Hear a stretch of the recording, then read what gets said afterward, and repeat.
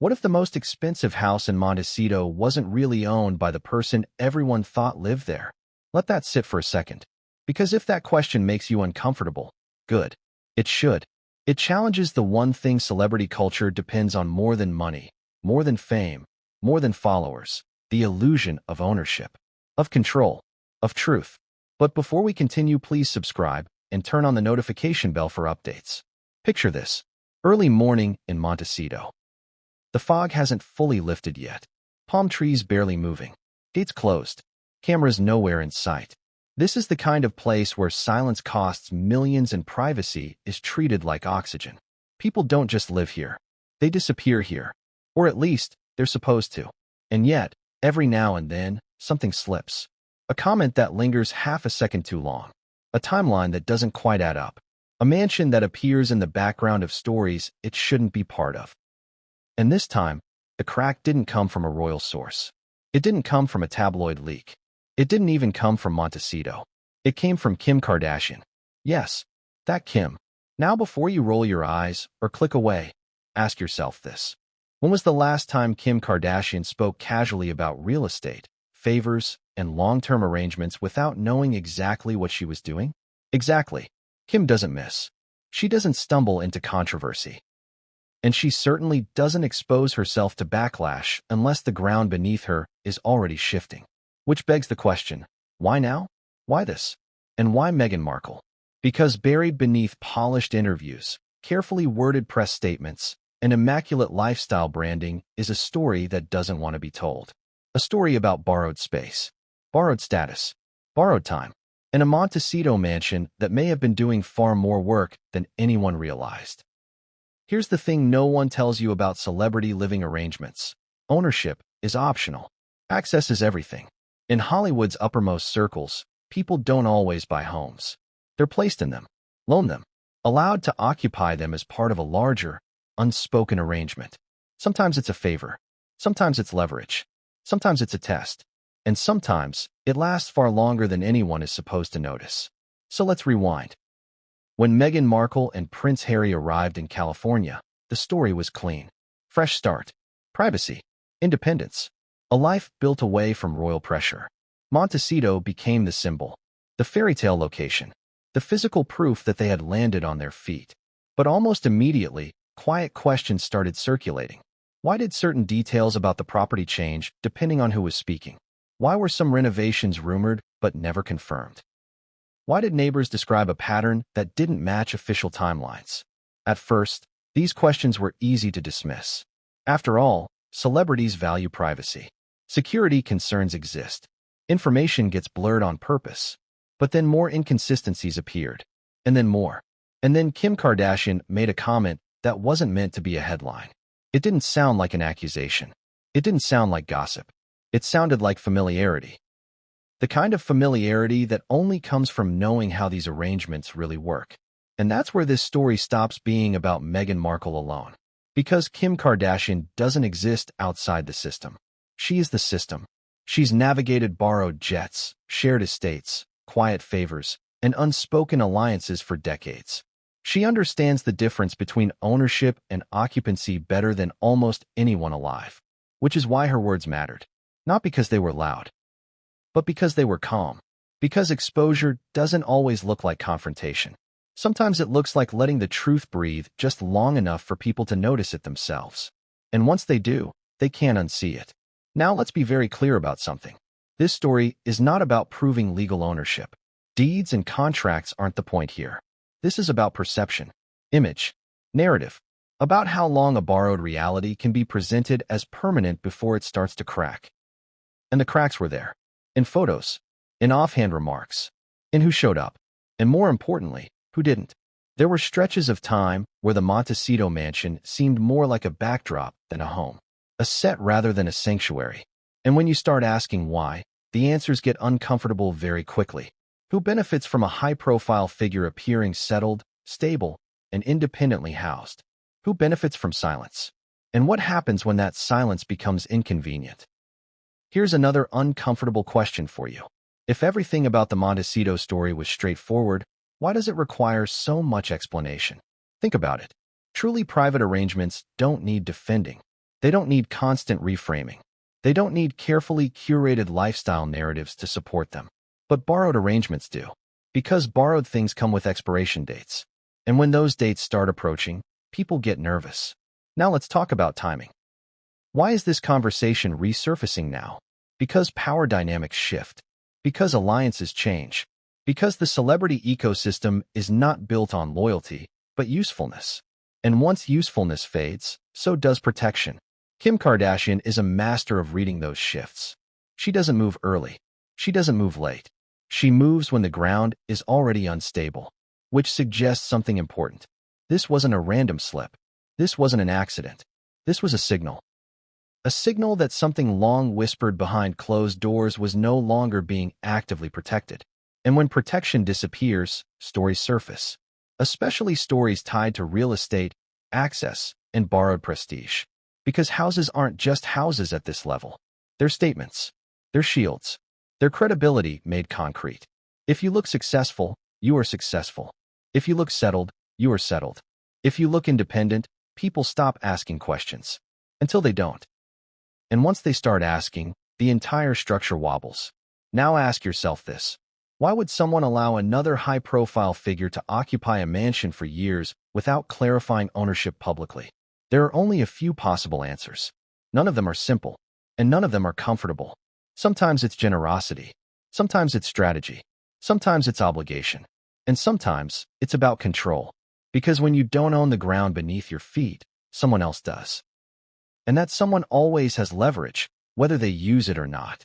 That's what makes this story explosive. Not because of what's been said, but because of what's been implied. Kim Kardashian didn't have to accuse anyone of anything. She didn't have to expose in the traditional sense. All she had to do was speak from a place of knowing and let the audience connect the dots. And once those dots connect, the narrative changes forever. This stops being about Montecito. It stops being about Meghan Markle. It becomes about how celebrity power is manufactured, borrowed, and sometimes quietly reclaimed. Because if one of the most photographed women in the world could build an entire chapter of her life around a borrowed environment, what else have we been accepting at face value? And more importantly, why? That's the question that lingers. That's the question that makes people uncomfortable. And that's why this story matters now. Because the era of unquestioned celebrity narratives is cracking. Audiences are sharper. Timelines are dissected. Silence is no longer neutral. It's suspicious. And the more people look at this story, the harder it becomes to ignore the inconsistencies. Especially when they're coming from someone who knows exactly how the game is played. So before we go any further, I want you to do something. I want you to forget the headlines. Forget the assumptions. Forget what you think you know about who owns what, who owes whom, and who controls the narrative. Instead, focus on one thing. The moment the comment slipped out. The moment no one reacted. The moment everything quietly shifted. Because that moment is where this story really begins. And once you see it, you'll understand why what came next would change everything, and no one saw it coming. They almost missed it. That's the strangest part. The comment was there, out in the open, not whispered, not leaked, not hidden behind an anonymous source. It sat comfortably inside a larger conversation, wrapped in casual confidence, delivered with the kind of tone only someone deeply familiar with the terrain would use. And yet, no alarms went off. No headlines exploded that day. No breaking news banners. No frantic denials. Just a moment. A sentence. And then silence. So let me ask you something right now. If a truth is spoken plainly, but no one is listening, does it still count as exposure? Because what Kim Kardashian said wasn't dramatic. It wasn't aggressive.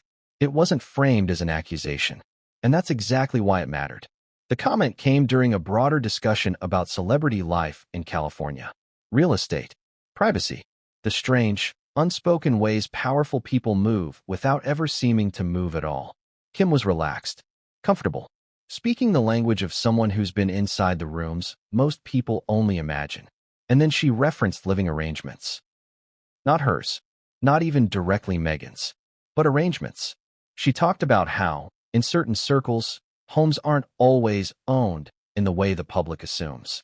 How long-term stays can look permanent. How people borrow space while building something else. How no one asks questions because everyone benefits from not asking. She didn't say Meghan's name. She didn't need to. Because the timing of that comment collided perfectly with a set of rumors that had been floating quietly for years. Rumors that never found traction because they lacked a credible anchor. Until now. Here's where it gets interesting. Kim Kardashian doesn't speak hypothetically when the subject is real estate and access. Her entire empire has been built on understanding the difference between what's visible and what's contractual. She knows what's staged, what's temporary, what's borrowed, and what's owned down to the last square foot. So when she described long-term occupancy arrangements as if they were normal, accepted, and strategically useful, it reframed everything. Because suddenly, the question wasn't, is this possible? The question became, why did we assume otherwise? Think about it. How many celebrity homes have you admired without ever seeing a deed? How many lifestyle spreads have you trusted without questioning who actually held the keys? How often do we mistake presence for possession? That's the illusion celebrity culture thrives on. And Kim, intentionally or not, poked a hole right through it. The moment passed quickly. The conversation moved on. The internet scrolled. But for those paying attention, something felt off. Because once you hear that kind of information from someone like Kim, you can't unhear it. Especially when you start mapping it onto Meghan Markle's Montecito story. Let's rewind again. When Meghan and Harry settled in Montecito, the narrative was airtight. A dream home, a peaceful retreat, a symbol of independence. The coverage was glowing. The messaging was precise. This was their place, their sanctuary, their forever. But if you look closely at early reporting, something subtle stands out. Details were vague. Descriptions changed depending on the outlet. Specifics about purchase timelines blurred. Mentions of renovations came and went without confirmation. Now, individually, none of this means anything. Celebrity coverage is often imprecise. Security concerns limit transparency. But patterns matter. And the pattern here was odd. Certain neighbors described seeing staff rotate before owners. Certain sightings suggested temporary use rather than settled living. Certain insiders spoke in careful language, avoiding words like bought or purchased. Again, nothing definitive, nothing headline-worthy, until Kim's comment reframed the entire conversation. Because once you accept that long-term borrowing is not only possible, but common at the highest levels, the inconsistencies stop looking like accidents. They start looking like design. Ask yourself this. Why would someone choose to borrow a mansion instead of buying one outright? The reasons are many. Flexibility, testing a location, avoiding financial entanglements, maintaining leverage, protecting liquidity, and sometimes maintaining a narrative while the real plan is still unfolding. Kim knows this. She's done it herself in different forms. She's watched others do it. She's seen how the public rarely questions what looks permanent enough, which is why her comment landed differently for those who understood the subtext. It wasn't about Meghan specifically. It was about the system Meghan was operating within. And once that system is visible, everything changes. Here's where the comment becomes impossible to ignore. It came at a moment when public curiosity around Meghan's California life was resurging. Projects were being questioned. Appearances were being dissected. Silence was being interpreted not as privacy, but as absence. The timing wasn't random. And Kim, whether consciously or not, provided a missing puzzle piece. A way to explain why certain things didn't line up. Why stability looked performative. Why permanence felt rehearsed. Now let's talk about reaction. Or rather, the lack of it. Normally, when high-profile figures brush against sensitive topics, there's a response. Clarifications. Soft denials. Strategic leaks. Something. This time, there was nothing. No correction. No pushback. No reaffirmation of ownership. And silence, in this world, is never neutral. Silence means a calculation is happening. It means someone is deciding whether addressing the comment would draw more attention than letting it fade. And the decision to let it fade suggests one thing. Addressing it would have made things worse. Because denying a borrowed arrangement opens a door you can't close again. Once you invite scrutiny into ownership, contracts, and access, you lose control of the narrative. And control is everything. So the comment stayed, unchallenged, quietly archived, waiting for someone to connect it to the right story. That story is this one. Now here's another uncomfortable angle. Why Kim? Why would she be the one to casually normalize borrowed long-term living in a way that directly aligns with Meghan's situation? Because Kim occupies a unique position. She is powerful enough to speak without consequence, connected enough to know the truth, detached enough to not need the alliance. And perhaps most importantly, she is no longer dependent on the same protection systems Meghan once benefited from. That's key. Celebrity ecosystems shift constantly. Who gets protected changes. Who gets coverage changes. Who gets silence changes. And when the protection thins, truths surface without needing to be shouted. Kim didn't expose with aggression. She exposed with context. And context is dangerous. Because once you understand how something could be true, you start questioning why it wouldn't be. So now let me ask you this. If a Montecito mansion was borrowed, not bought, if that borrowing lasted years, not months, if it served a narrative purpose during a critical transition, what happens when that arrangement ends? Because borrowed things always come with terms, even unspoken ones, and those terms don't last forever. Which brings us to the next layer of this story, the place itself. Because the mansion at the center of this isn't just any house. It's a symbol, a location with a history of quiet occupancy, strategic guests, and carefully managed appearances. And once you understand Montecito's unspoken rules, Kim's comment stops sounding casual. It starts sounding deliberate. But to see that clearly, you need to understand where this all took place, why this town matters, and why privacy here isn't just desired. It's negotiated. And that's where we're going next. Because the truth about Montecito changes everything, and what happens behind its gates is far more calculated than anyone wants to admit. People think Montecito is just a town. That's the first mistake. Because Montecito isn't really a place you move to. It's a place you're allowed into. And once you understand that, everything about this story starts to make uncomfortable sense. Here's a question most people never ask. Why do the most powerful people in entertainment, tech, and global influence cluster in one quiet coastal pocket of California? It's not the views. It's not the weather. And it's definitely not the coffee shops. It's the rules. Montecito operates on an entirely different social contract than the rest of the celebrity world. In Los Angeles, visibility is currency. In Montecito, invisibility is power. The less you're seen, the more you're assumed to have. This is where CEOs retreat when they don't want headlines. Where legacy money parks itself behind hedges taller than most buildings. Where privacy isn't requested, it's enforced. And enforcement comes with conditions. One of those conditions is something locals rarely say out loud. Not everyone who lives in Montecito actually owns what they live in. That might sound shocking, but inside the gates, it's normal. Long-term stays are common. Quiet occupancy is preferred. Properties change hands without ever changing names. Homes are placed in trusts, held by intermediaries, or made available to people who bring value simply by being there. Because in Montecito, who you are can be more valuable than what you pay. Think of it like this. In Hollywood, you rent apartments. In Malibu, you buy beachfront homes. In Montecito, you occupy territory. And occupation doesn't always require ownership. This town has a long history of estates that function more like assets than residences. They're used to host, to house, to shield. Some sit empty for years until the right person needs them. Others rotate occupants quietly, without paperwork ever becoming public. Why? Because discretion is the real luxury here. Neighbors don't ask questions. Staff don't talk. And local media knows better than to dig. This is a place where silence is baked into the architecture, which makes it the perfect setting for a story like this. Now let's talk about the specific kind of privacy Montecito offers. It's not just about being unseen. It's about being unexamined. Once you're accepted into the ecosystem, your presence is no longer scrutinized the way it would be elsewhere. If a new face appears behind certain gates, people assume it's intentional, approved, temporary, or permanent. It doesn't matter. The assumption is that someone powerful signed off on it. That's why borrowed living arrangements work so well here. They blend in. A long-term guest doesn't raise eyebrows.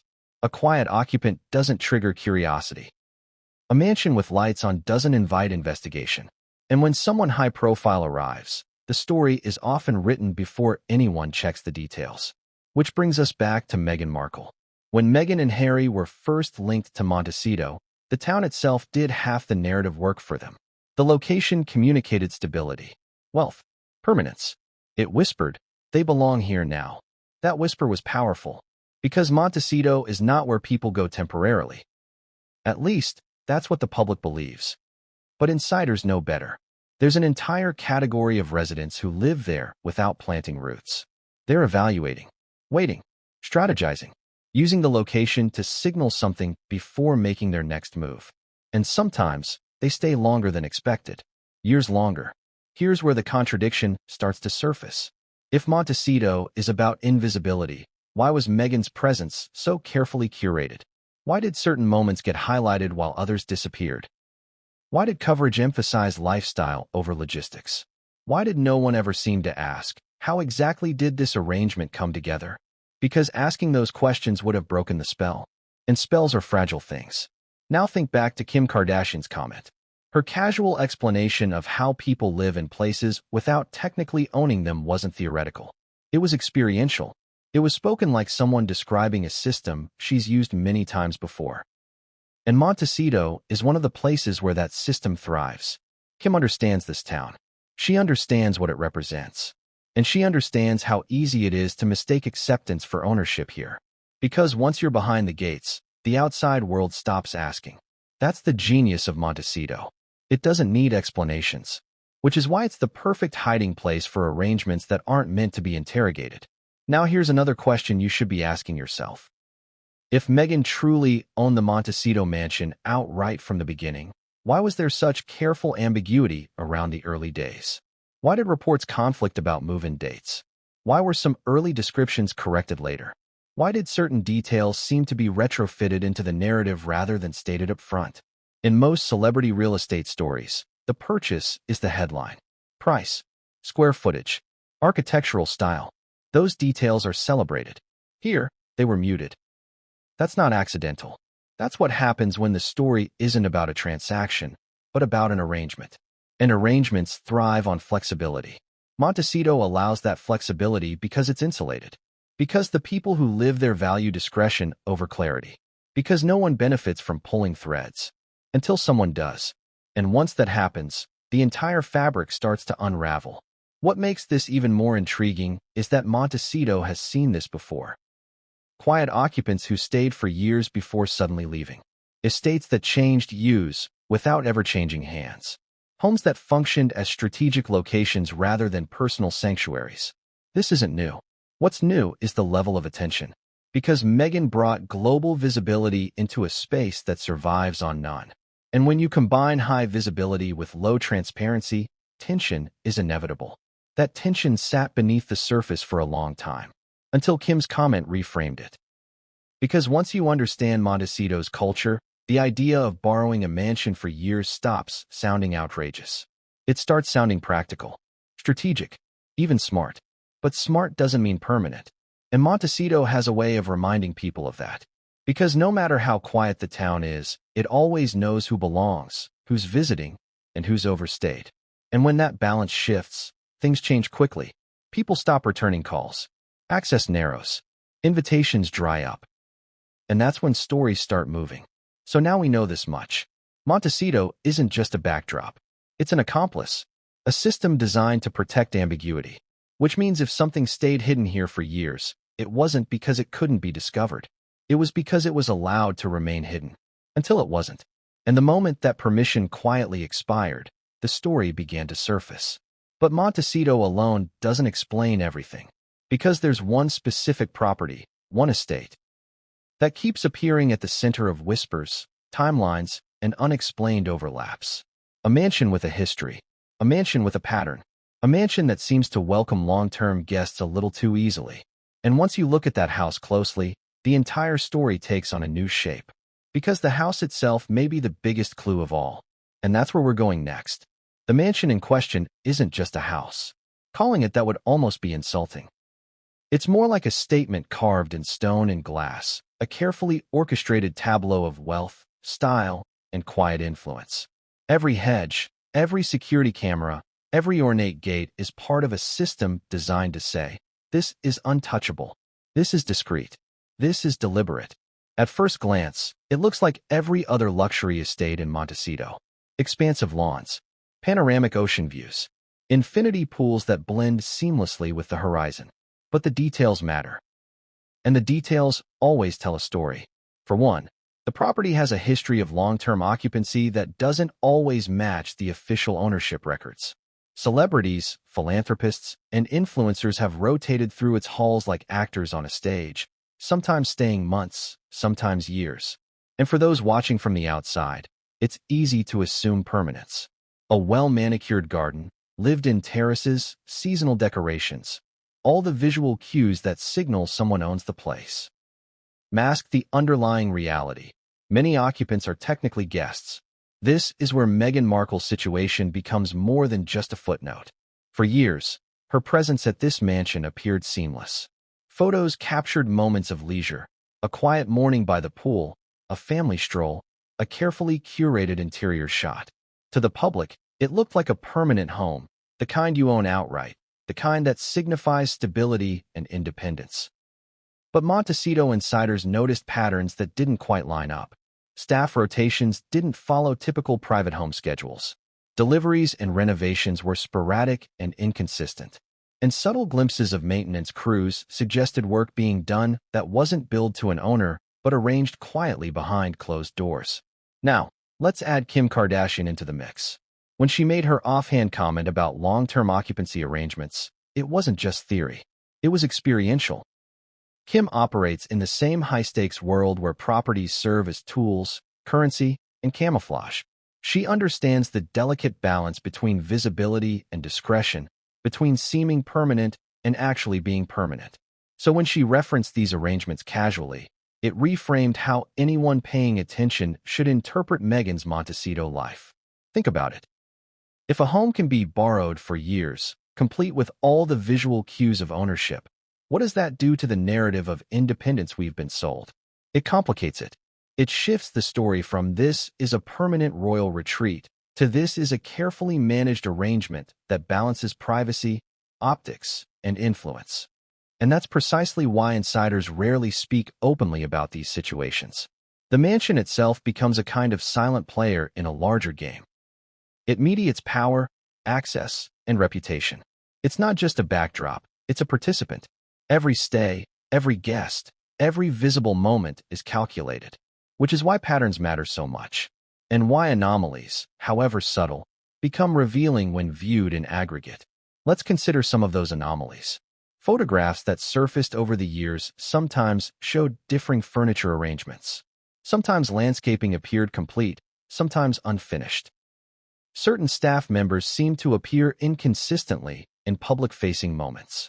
And crucially, official property records, when they were publicly referenced, rarely aligned with the periods of occupancy suggested by media reports. Taken individually, these discrepancies might mean nothing. Taken together, they begin to suggest a system, an estate designed to accommodate temporary yet long-term residents without making that reality publicly obvious. This is where storytelling becomes critical. Because when you look at the mansion through a narrative lens rather than a legal lens, patterns emerge. The house itself becomes a signal. Every subtle shift in occupancy, every rotation of staff, every delayed acknowledgement in media coverage hints at a carefully managed balance between public perception and private reality. And it's precisely the type of balance that Kim's casual observation brought into focus. But there's more. Montecito doesn't operate like other celebrity enclaves. Its culture enforces discretion. Its geography insulates. Its social rules reward patience. For a high-profile figure like Meghan, occupying a mansion under such conditions isn't just a convenience. It's a strategic decision. It allows privacy while maintaining visibility on one's own terms. It allows the management of public perception without sacrificing security. It allows control over narrative arcs that might otherwise spiral unpredictably in Los Angeles or elsewhere. And yet, despite the strategic brilliance of such an arrangement, there are risks. Because borrowed environments, no matter how well managed, carry inherent fragility. Someone always holds leverage. Someone always controls access. And someone can always reinterpret presence as ownership, or vice versa. The difference between perception and reality is thin, and it's exactly that thin line that makes Kim's commentary so explosive in retrospect. She didn't accuse. She didn't editorialize. She simply acknowledged a truth that has long been invisible to the casual observer. Now, you might be wondering, why would Meghan or anyone agree to such an arrangement for so long? The reasons are complex. Sometimes it's about flexibility, avoiding the legal and financial commitments of outright ownership. Sometimes it's about security, ensuring that the environment remains under the control of trusted intermediaries. Sometimes it's about optics, presenting a life that appears permanent and stable while maintaining mobility. And often, it's a combination of all three, carefully orchestrated to protect reputation, privacy, and influence simultaneously. This is where the mansion itself becomes more than a location. It becomes a tool, a participant, a symbol. Its presence validates appearances. Its occupation signals status. Its quiet operation maintains discretion. And every carefully timed photograph, every curated interior shot, every managed media glimpse reinforces the narrative that the occupant is permanent, independent, and settled, even if the underlying reality is more fluid. Which brings us back to Kim Kardashian's observation. By acknowledging the existence of these long-term arrangements, she illuminated a truth that had previously been assumed impossible by the public. That a high-profile individual could occupy a property for years, complete with all the appearances of ownership, without actually holding the legal title. It reframes perception, forces reassessment of timelines, and suddenly makes inconsistencies that once seemed minor into something significant. Because now, when you look at photographs, press releases, and public appearances, you begin to ask new questions. Questions like, who authorized what? Who truly controlled access? Who benefited from this prolonged arrangement? And how long can such a system sustain itself before the facade starts to crack? And that's where the tension builds. Because borrowed arrangements, no matter how carefully managed, are temporary by nature. Even the most discreet systems eventually reach a tipping point where decisions must be made, favors called in, and narratives reconciled. And the mansion, for all its grandeur and quiet authority, is central to that tipping point. It dictates who moves, who stays, who leaves, and ultimately, who controls the story. So as we begin to peel back the layers, one thing becomes clear. This isn't just a tale about a home or a high-profile occupant. It's a story about power, perception, and the delicate dance between visibility and discretion. About how influence is exercised quietly behind gates and hedges, and how narratives can be shaped, maintained, and sometimes exposed without a single contract being leaked, without a single headline screaming, and without a single insider having to speak directly. It's a story that starts with a mansion but ends somewhere far more complicated. A place where privilege, strategy, and optics converge, and where one comment from Kim Kardashian can ripple through years of assumptions and reveal what was always there, just waiting for the right lens to see it. And now we get to the heart of the timeline, the years that no one officially accounted for, the stretches of time that suddenly look far more deliberate when examined closely. This is where Meghan's Montecito era, as it has been presented publicly, collides with what the property's patterns suggest, and where Kim Kardashian's comment takes on the gravity it deserves. At first, the public narrative was tidy. Meghan and Harry arrive in California. They settle into their dream home. There are photos. There are curated lifestyle pieces. There are glimpses into private moments that feel intimate, authentic, and permanent. The story is seamless. It's aspirational. And it reinforces the idea of independence, stability, and control. But the details never fully aligned. Move-in dates shifted depending on the source. Renovation reports appeared and disappeared. Early glimpses of the property suggest staggered occupancy and staggered access. Staff seemed to rotate inconsistently, and certain spaces were occasionally staged for media rather than reflecting a lived-in reality. Individually, these are minor curiosities. Taken as a whole, they form a pattern. A narrative carefully constructed to appear permanent while actually being flexible. Here's where it gets complicated, and where the borrowed aspect begins to make sense. Because the mansion wasn't just a backdrop, it was a functional instrument. Occupancy wasn't tied to ownership. Living there for years didn't require the legal finality of purchase. Instead, the house provided stability and visibility, without permanently transferring control. And that's precisely why insiders refer to long-term occupancy as a strategic arrangement rather than an estate acquisition. It's easy to underestimate how subtle these arrangements can be. They don't scream scandal. They don't involve lawsuits. They don't require a press release. Instead, they rely on controlled appearances, meticulous timing, and carefully curated glimpses. A pool party here. A media shoot there. A quiet family dinner captured for the cameras, all reinforcing the narrative of permanence while maintaining the underlying flexibility of occupancy. This is why Kim Kardashian's acknowledgement matters. She wasn't accusing anyone. She wasn't making allegations. She was contextualizing the arrangement, placing it within a system she has observed firsthand for decades. She understands that the public rarely distinguishes between lives here permanently and occupies this space long-term with permission.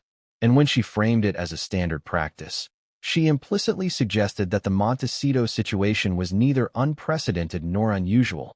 It was strategic. Now, think about the implications. If occupancy can be sustained for years without ownership, then the entire timeline of Meghan's California life needs to be reconsidered. Events, projects, appearances, and interviews, all previously understood as markers of a settled, independent life, take on a new dimension. Every move, every decision, every press interaction now exists within the context of an arrangement that could, in theory, end at any time. That uncertainty reframes perception. It reframes public image. It reframes narrative control. What looked like stability may have been conditional all along, dependent on unspoken agreements, social leverage, and the maintenance of optics. In other words, appearances were not just a matter of aesthetics, they were a matter of influence. And then, there's the social dynamic. Montecito isn't a neutral environment. It's an ecosystem governed by discretion, influence, and leverage. Long-term stays create obligations. Quiet obligations, the kind that come with subtle reminders, gentle nudges, and unseen expectations. Every guest occupies space not just physically, but socially. They exist within a web of connections, alliances, and power structures that dictate how freedom and privacy are granted, maintained, or revoked. For Meghan, occupying the mansion meant more than living comfortably. It meant entering a system with rules she may or may not have fully controlled. It meant navigating a landscape where visibility was carefully balanced against discretion, where every public appearance was weighed against private negotiations, and where influence could be subtly extended or curtailed depending on the perception of permanence. Now consider the length of the stay. When something is maintained over multiple years, it ceases to be temporary in perception, even if legally it remains flexible. The longer an individual occupies a high-profile space, the more assumptions of ownership and independence solidify in the public mind. That's precisely why inconsistencies in reporting, photographs, and timelines become so critical. They're not errors. They're the subtle markers of an arrangement that exists in the gray area between borrowed access and perceived possession. It's also worth noting the role of media curation. Photos, interviews, and social appearances were carefully managed, reinforcing the idea of settled life. But beneath the curated imagery, operational realities, staff rotations, renovations, access restrictions, paint a different picture. And when you overlay Kim Kardashian's observations, these realities suddenly make sense. Long-term occupancy can look permanent. Flexibility can be invisible. Borrowed arrangements can sustain a narrative for years without ever being questioned. Until someone with authority and insight, like Kim, chooses to speak, even subtly. This brings us to the emotional dimension. Consider the stakes. 4 high-profile individuals, being perceived as independent, stable, and in control is critical. Public perception drives opportunities, influence, and social power. But the very tools used to construct that perception, the mansion, the curated appearances, the strategic occupancy, are inherently fragile. A single comment, a single pattern noticed, a single observer connecting the dots can destabilize the narrative entirely, which is exactly what happened. Kim's comment didn't just contextualize occupancy. It highlighted the delicate balance between perception and reality. It forced a reckoning. For the first time, the public could understand that long-term occupancy doesn't equal ownership. Stability can be conditional, and appearances can be carefully managed instruments of influence. And that realization is uncomfortable. It reframes everything that had been assumed about Meghan's Montecito life. It turns what seemed like a straightforward story of independence into a complex tapestry of strategy, discretion, and negotiation. Now, here's the final twist for this chapter. Borrowed arrangements, no matter how well-maintained, have natural limits. Duration creates expectation. Visibility invites scrutiny. And eventually, the terms of the arrangement, spoken or unspoken, must be acknowledged or renegotiated. Every borrowed system carries a built-in tension between comfort and contingency, between autonomy and obligation, between perception and reality. That's where the narrative begins to pivot, because once the arrangement is questioned, the entire storyline becomes vulnerable. Every curated appearance, every staged photo, every subtle message about independence comes under scrutiny. And once the scrutiny begins, the delicate web sustaining the perception of permanence can unravel in ways that are impossible to control. So now the stage is set for a new chapter. One that explores not just the logistics of occupancy, but the individuals navigating the arrangement, their influence, their choices, and the moments when discretion intersects with revelation. The house, the timeline, and the occupancy patterns are all clear. But the human dynamics, the decisions, the reactions, the strategic moves, are just beginning to emerge. Because what comes next isn't just about living in a mansion. It's about power, leverage, and control. And in the world of high-profile arrangements, those elements are often far more consequential than the physical property itself. And now we arrive at the chapter where the narrative sharpens, where the blurred lines of occupancy and ownership collide with personal choices and human behavior. This is where Meghan Markle's Montecito era becomes more than a story about a house. It becomes a study in strategy, perception, and the subtle orchestration of influence. Imagine this. You've been living in a mansion for years. Every morning, you wake up to the same quiet streets, the same ocean view, the same carefully maintained garden. To an outsider, this life looks stable, permanent, independent. But beneath the surface, the reality is more fluid. You do not own the estate. Your presence there depends on relationships, agreements, and, sometimes, quiet approvals. Every detail, from the timing of staff shifts to the placement of furniture for media photographs, is a piece in a delicate puzzle that balances privacy, optics, and influence. For Meghan, that puzzle was multi-layered. On one hand, it provided safety, a private sanctuary away from the media frenzy that so often surrounds her life. On the other hand, it imposed a set of constraints invisible to the casual observer. She could appear independent and settled, but every step was subject to subtle rules and expectations embedded in the Montecito ecosystem. Occupying such a space comes with privileges, yes, but also with unspoken obligations. And then there's the public perception. For years, the world assumed Meghan had purchased the mansion outright. Images of serene mornings, elegant interiors, and family moments reinforced that assumption.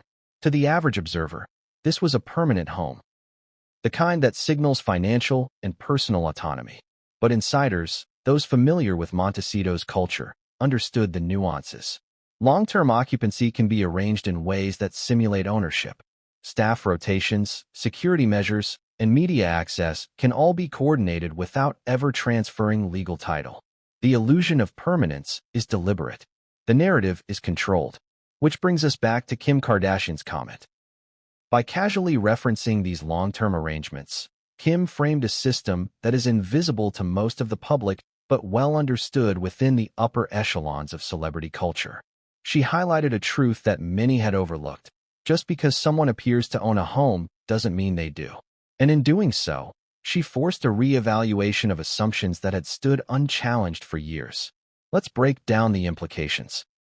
If occupancy can last for years without ownership, then every timeline previously reported, move-in dates, renovations, media appearances, needs to be reconsidered.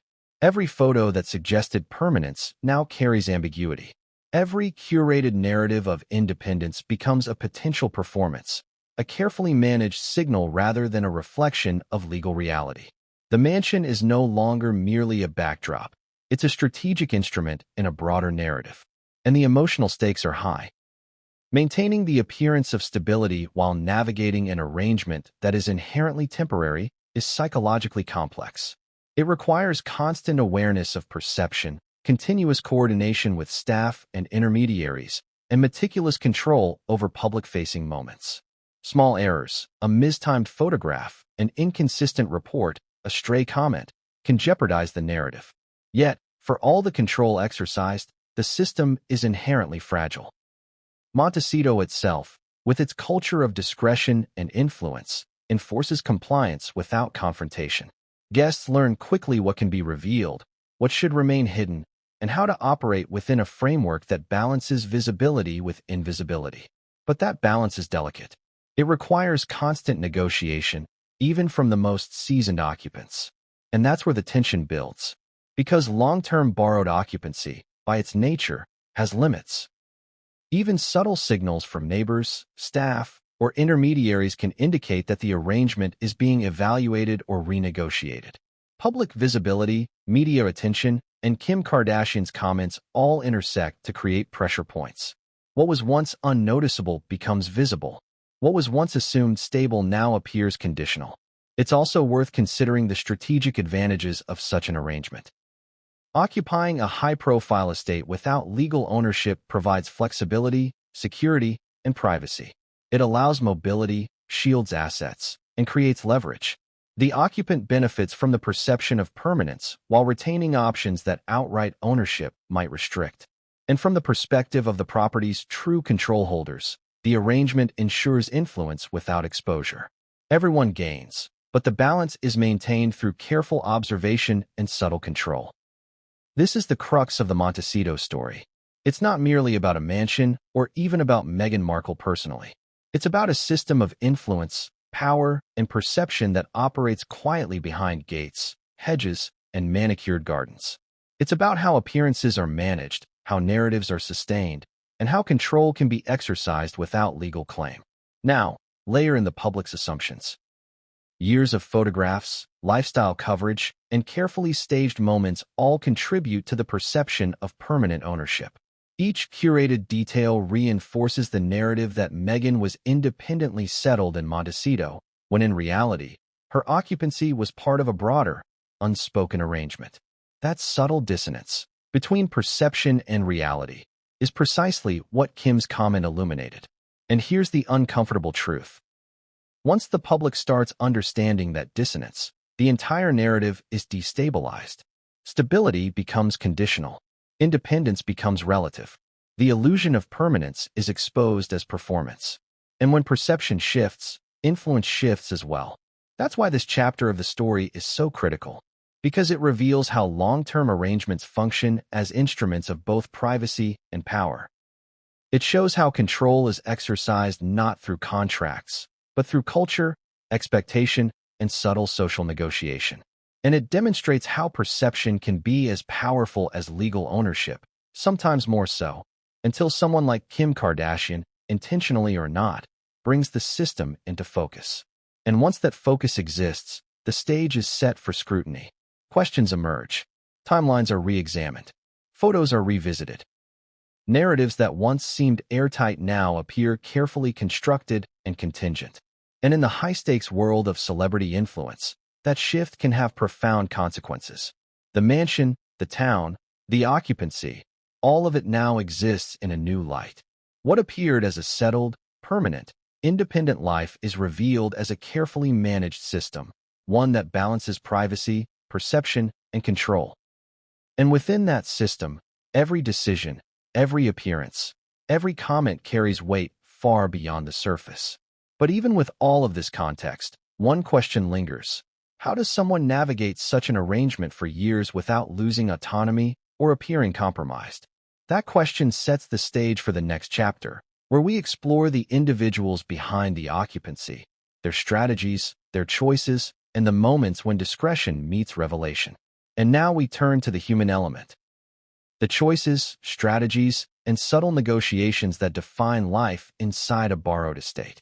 Because while the mansion, the town, and the occupancy arrangements set the stage, the real story unfolds through the people navigating it. Meghan Markle, Prince Harry, and the network of advisors, staff, and intermediaries who manage the delicate balance between perception and reality. At first glance, this might seem straightforward. A family moves into a mansion and builds a life. But in Montecito, nothing is straightforward. Every interaction, every visible moment, every public appearance is a negotiation. The occupants are not just living in a home. They are operating within a system. That system dictates how privacy is maintained, how visibility is controlled, and how the narrative of independence is sustained. For Meghan, the stakes were particularly high. After stepping back from royal duties, her life became a careful balancing act. Independence was essential, but so was discretion. Public appearances needed to convey stability without revealing vulnerabilities. Every photograph, every interview, every media interaction had to reinforce the perception of control and permanence, even when the underlying reality was conditional. And that's where strategic decision-making comes into play. Living in a borrowed mansion for years requires an acute awareness of optics. Staff rotations, maintenance schedules, and even landscaping choices must be coordinated to maintain the illusion of ownership. Publicly visible areas are carefully curated. Private areas remain private. Every detail, from the timing of deliveries to the placement of furniture for photo shoots, is part of a larger orchestration designed to sustain the narrative of permanence. Prince Harry's role adds another layer. His presence as a global figure and former senior royal necessitated a heightened level of discretion. Security protocols, media interactions, and public engagements all intersected with the Montecito arrangement. Every decision about where to be, what to show, and how to appear was part of a system of control extending beyond the mansion itself. The estate was not merely a home. It was a strategic platform for managing influence, privacy, and perception simultaneously. This brings us back to Kim Kardashian. Her comment didn't just reveal an abstract concept. It contextualized the choices made by Meghan and Harry.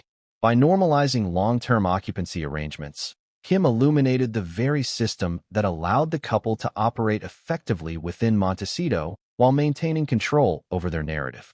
It underscored that the mansion was more than a residence. It was a tool, a stage, and a form of leverage.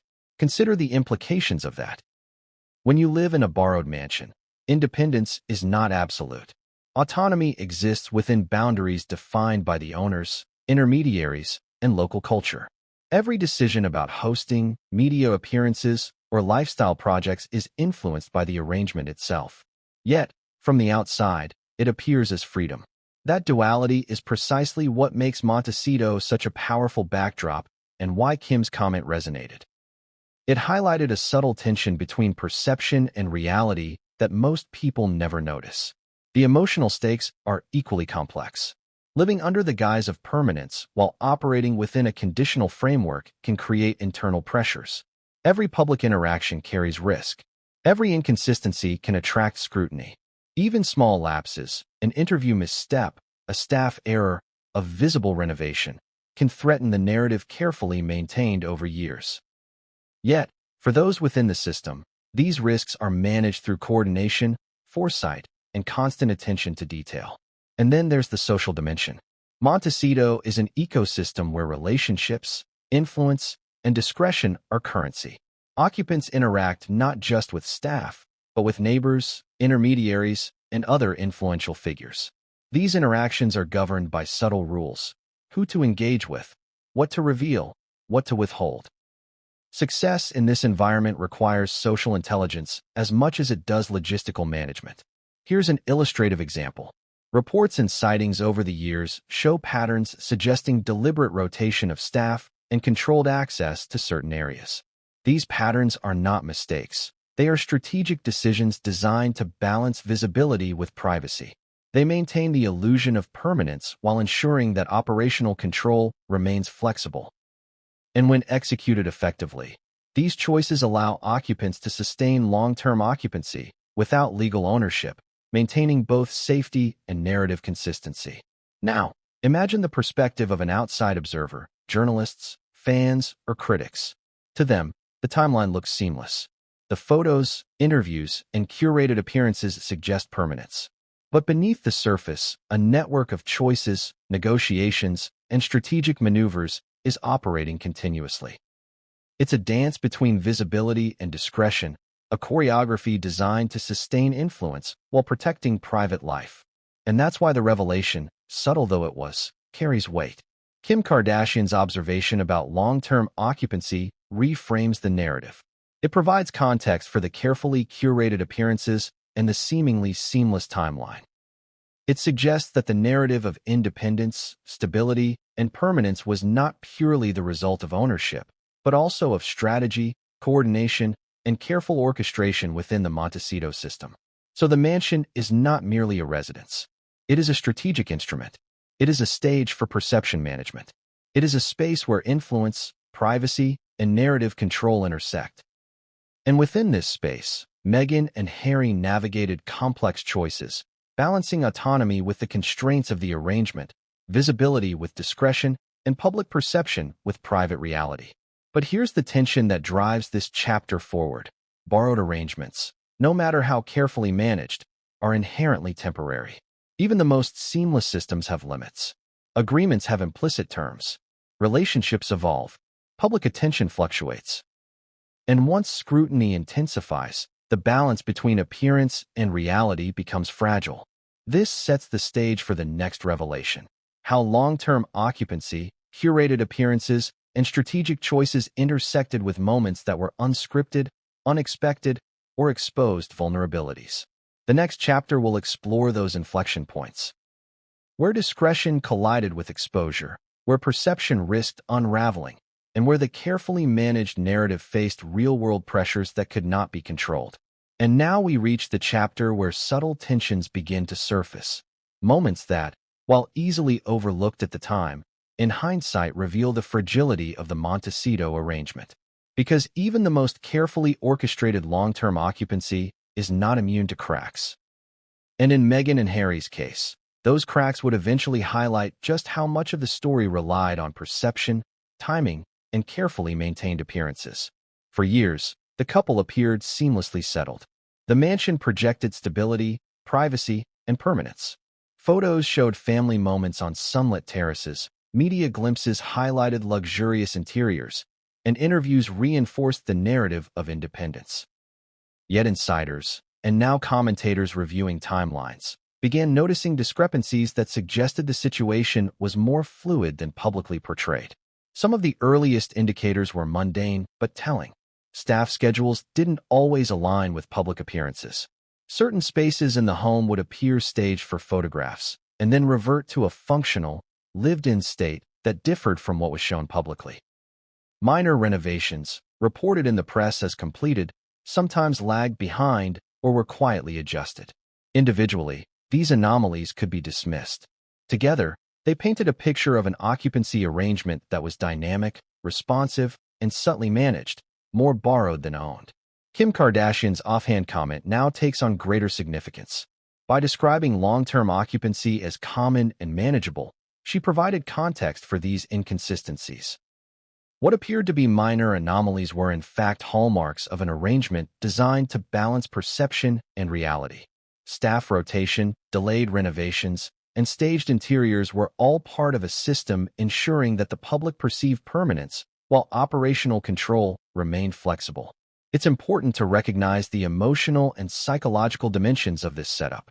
Living in a borrowed environment for years requires constant vigilance.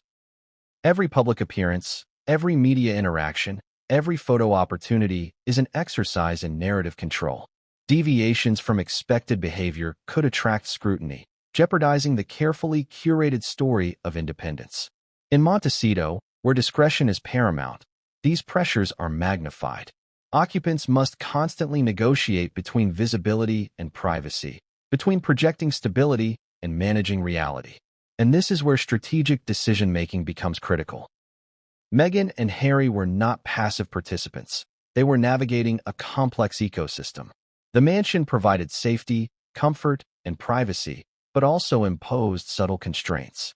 Choices about hosting, public engagement, and personal projects were all informed by the limitations of the arrangement. For instance, the timing of social appearances or charitable initiatives had to consider both media perception and the operational logistics of the property itself. Consider the implications. The narrative of independence and permanence projected to the public was only partially reflective of legal reality. The couple could appear stable while their actual control over the property remained conditional. This duality, perceived autonomy versus practical dependency, is precisely what Kim's comment illuminated. By highlighting the prevalence of long-term occupancy arrangements, she reframed the story, allowing observers to interpret inconsistencies in a new light. Now, let's examine the social and strategic dynamics within Montecito. The town itself functions as more than a backdrop. It's an ecosystem governed by discretion, influence, and subtle power plays. Neighbors, staff, and intermediaries all contribute to an unspoken social order. Long-term guests are observed, monitored, and subtly guided. Visibility is granted selectively, and behavior is subtly regulated through social cues. In such an environment, borrowed occupancy is not just a logistical arrangement. It's a strategic maneuver requiring constant social intelligence. This brings us to another layer of complexity: public scrutiny. Over the years, Meghan and Harry's Montecito life attracted increasing attention. Curiosity about their projects, appearances, and lifestyle created pressure on the carefully maintained narrative. Every photograph and media mention was dissected for hints of authenticity. Minor anomalies, once overlooked, began to accumulate. Staff sightings, irregular timelines, and subtle inconsistencies became fodder for speculation.